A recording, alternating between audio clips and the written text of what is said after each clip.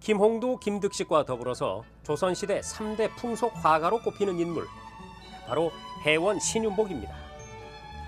아버지에 이어서 조선의 궁중화가 양성소인 도화서 출신인 신윤복은 양반층의 풍류와 남녀 간의 연애, 기녀와 기방의 세계 등을 도시적인 감각과 해학으로 펼쳐 보였는데요.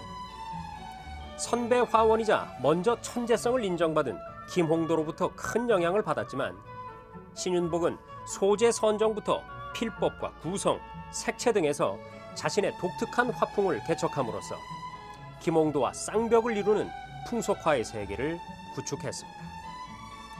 미인도, 월화정인, 단오풍경 등 문화의 황금기로 불리던 조선 후기를 풍미한 해원 신윤복의 작품 세계 속으로 함께 들어가 보시죠.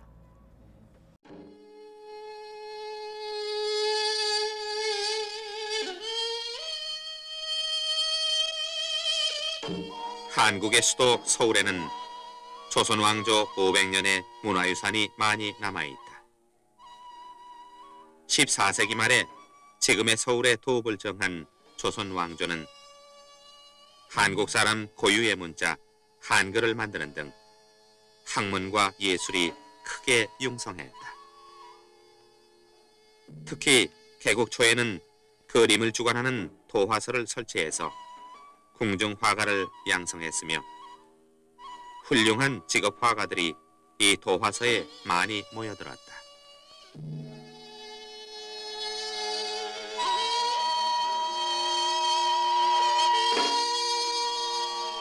그중 18세기 조선 왕조 후기 문화의 황금기에 빛을 남기고 간 해원 신윤복의 그림을 감상해 본다.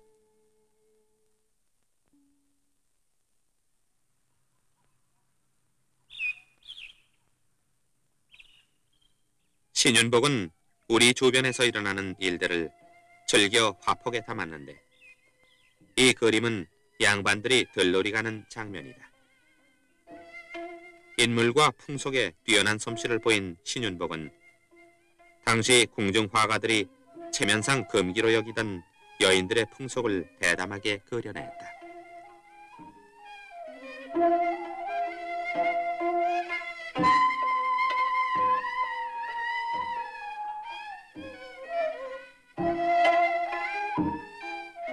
나라가 태평한 가운데 양반들은 풍류를 즐기고 문화적으로는 황금시대를 이루었던 18세기 후반.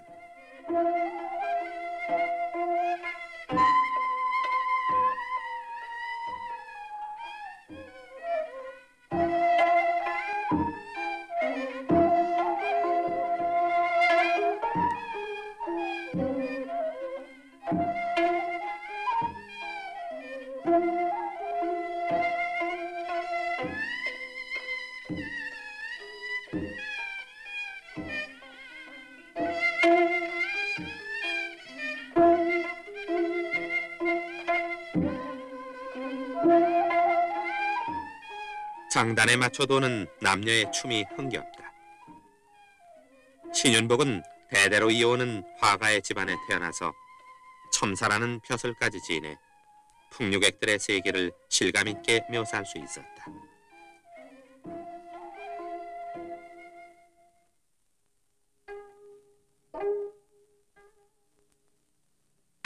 당시 생활에 여유가 있었던 양반네들은 운치 있게 가꾸어진 정원에 기생들을 불러놓고 풍류를 즐겼다. 기생이란 연회석상에서 노래와 춤에 종사하는 여인들이었지만은 시와 그림 등 높은 교양을 쌓아 품위와 기품을 갖추고 있었다. 이처럼 해원 신윤복은 같은 연대의 단원 김홍도와 더불어 한국의 풍속화를 개척한 화가다.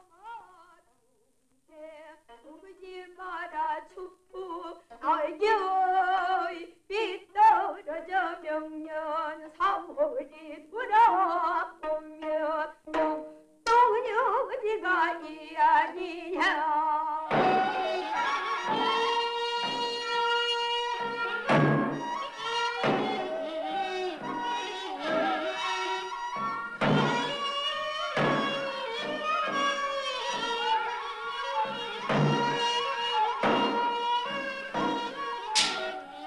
그 옛날 삼국 통일을 이룩한 화랑의 넋을 기리며 추기 시작했다는 쌍검무. 나라의 경사날에는 이 춤을 추었다고 한다. 날렵한 동작과 율동감을 잘 보여준다.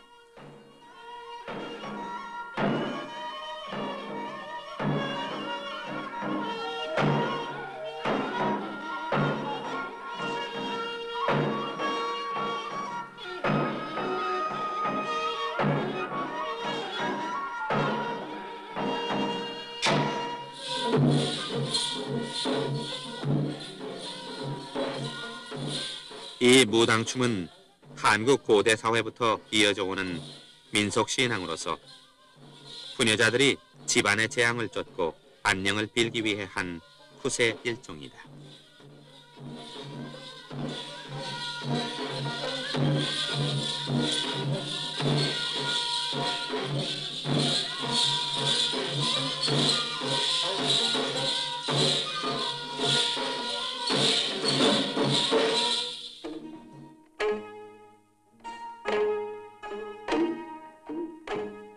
지금은 그 자취를 찾아볼 수 없는 쌍용놀이. 이 놀이는 남녀가 대국하여 주사위 한 쌍을 던져 말을 놓는 조용한 놀이다.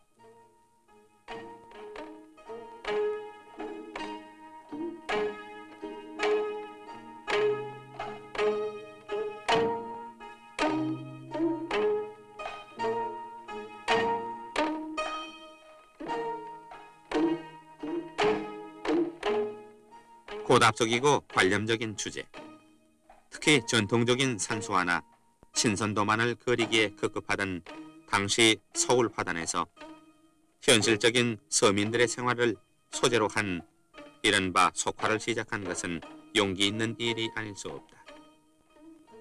이것은 근대화의 먼동을 바라보며 멀리 발돋움하던 이조 후기 사회의 일면을 반영한 것이라고 하겠다.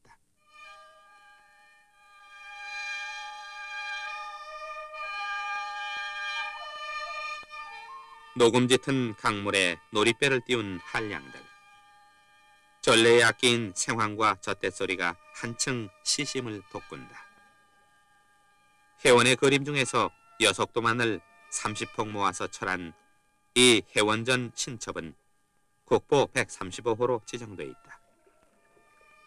해원은 그 그림들에서 명쾌한 선과 정확한 묘사로 한결같이 여인의 아름다움을 강조하고 있다.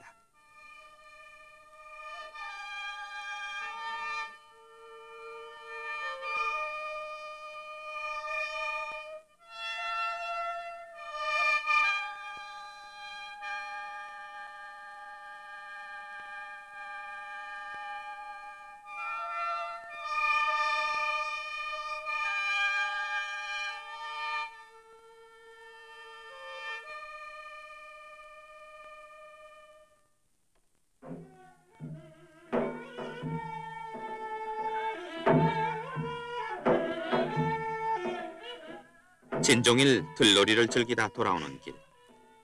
한량은 걷고 기생은 가마에 태웠는데 당시 남전여비의 엄격한 시대에도 여인을 우대한 것은 풍요인의 도량을 보이는 듯하다.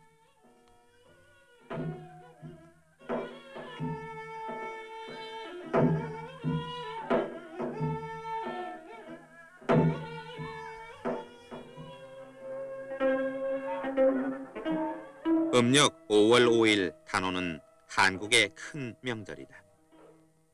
지방에 따라 풍속이 다소 다르기는 하지만은 남자는 씨름을 하고 여자는 창포를 삶은 물에 머리를 감고 그네를 뛰는 풍습이 있다.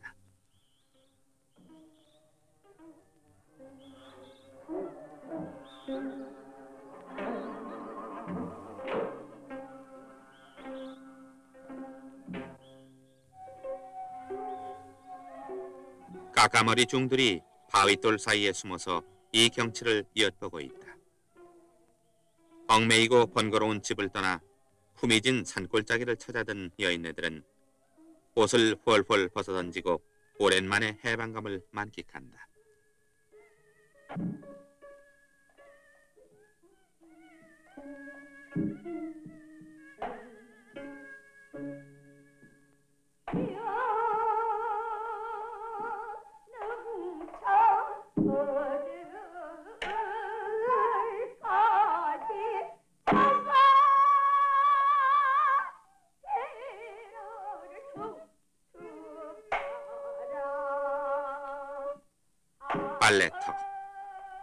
어딜 가나 미인이 있는 곳에 사나이의 눈길이 따르기 마련이다.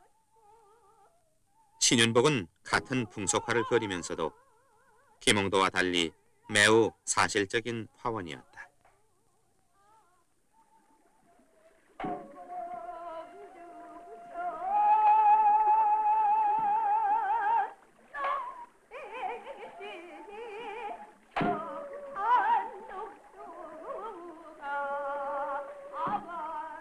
숨어보던 까까머리 쫑이 노파에 붙들렸으나 억센 젊은이의 힘에 당해낼 수 없는 듯. 젊은이는 웃음기마저 머금고 있는 걸 보면 조금 더 죄책감을 느끼지 않는가 보다.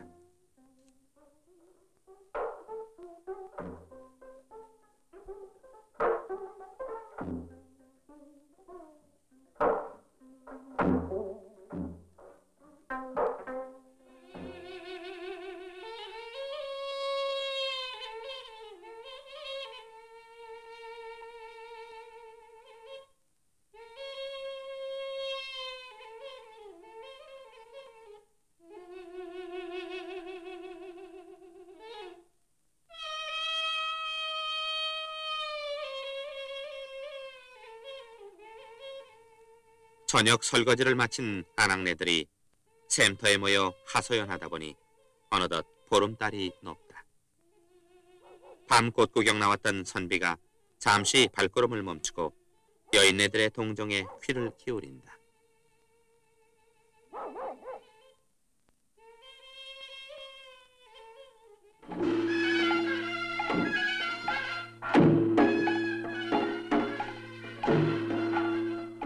조선 왕조는 불교보다 유교를 숭상했기에 가난해진 중들은 거리에 나서 시주를 거두어야 했다.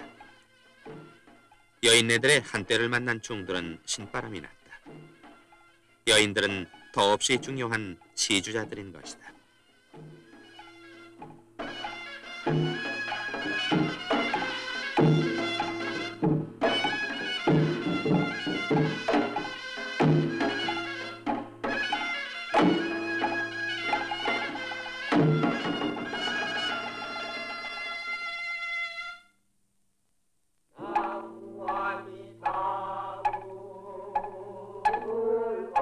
당시의 사대부들은 부인이 절에 가는 것을 그리 탐탁하게 여기지 않았다고 한다. 그런데도 이렇게 절을 찾는 행차를 차린 것을 보면 필연 무슨 곡절이 있는가 보다.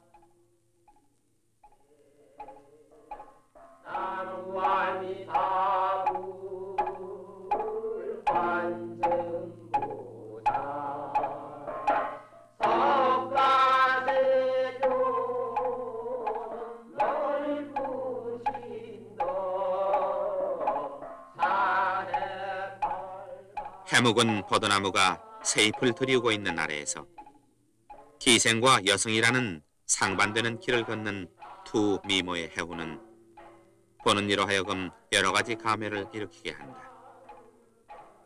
통구스름하고 귀염성 있는 얼굴은 혜원이 그리는 여인들의 특징으로서 그의 이상적인 여인상이라고 하겠다.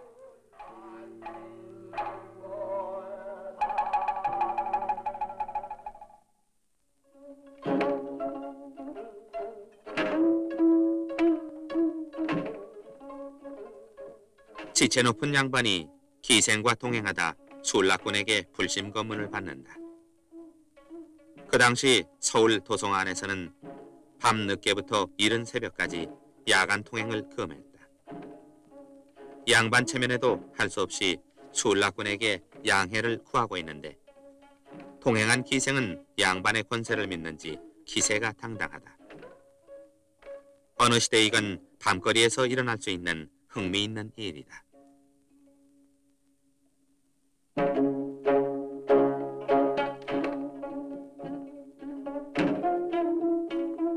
유곽에서 일어난 술 취한 한량들의 싸움. 아마 한 차례 주목다짐이 오고 간 모양이다. 무예청의 별감이 방망이를 들어서 나이 든 사람의 허세에 일가를 보내고 있다.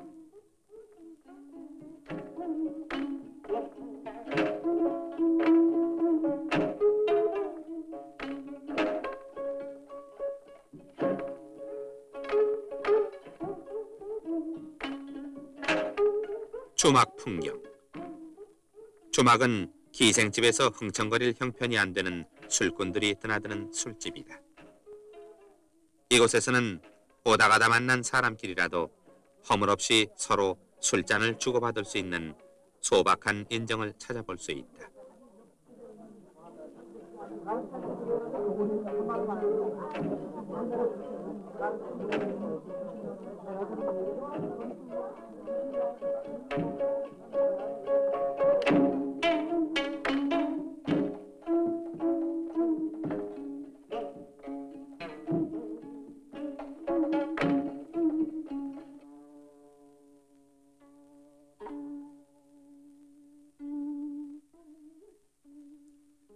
벽오동 푸른잎이 가지마다 무성한 초여름의 기생방에서 한 젊은 풍류객이 들을 스치는 훈풍과 아련한 풀내음에 도취돼 있다.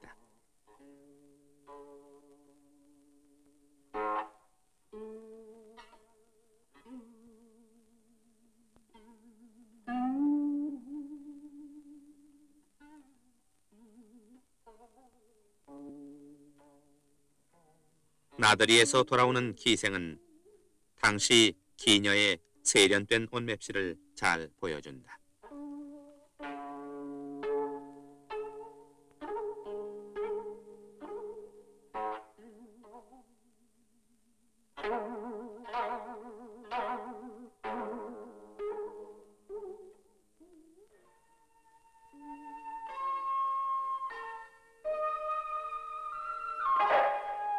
한량들이 기와집에 둘러싸인 조촐한 초가 기생집에 모였다.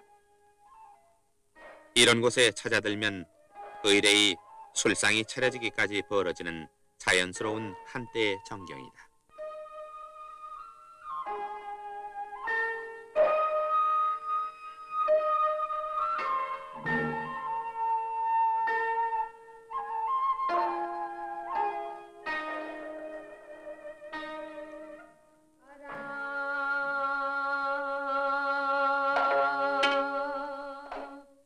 축대와 괴석이 있는 것으로 보아 어느 대가의 후원이 틀림없다. 어느 귀한 집안의 소년티가 완연한 새서방이 춘정을 가누지 못하고 있다.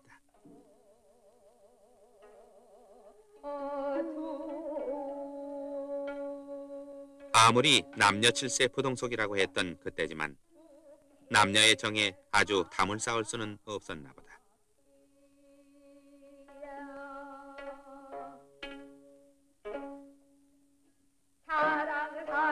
사랑 내 사랑이야. 사랑이 누구나 내 사랑이야. 남의 눈을 피해 은밀히 만나고 있는 두 사람. 몹시 엄격했던 당시의 가족 제도 속에서도 싹트고 있었던 남녀의 정이 엿보인다. 유연하게 어린 영간의 꽃과 같이 고운 사랑.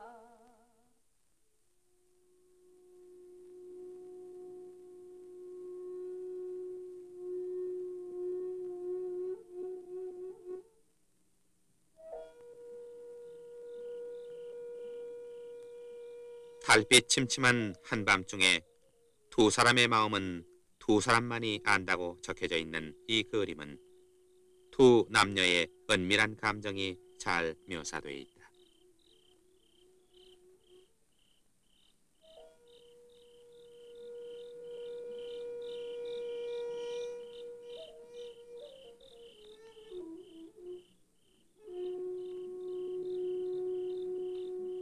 혜원 신윤복이 살던 시대에는 태평스런 세월 속에 사람들은 다투어 풍류를 즐겼다. 따라서 생활 속의 여석도와 같은 그림들이 많이 요구되었을 것으로 보이며 더욱이 화원의 집안에서 태어나 일찍부터 그 길로 출세한 혜원이었으니 시대적인 취향에 민감한 반응을 보였을 것은 짐작할 수 있다. 이처럼 조선 왕조 시대의 풍속을 있는 그대로 볼 수 있고 지금은 벌써 없어진 당시의 복장도 아울러 알 수 있는 혜원의 그림은 오래도록 한국 사람들의 보배로운 유산으로 간직될 것이다.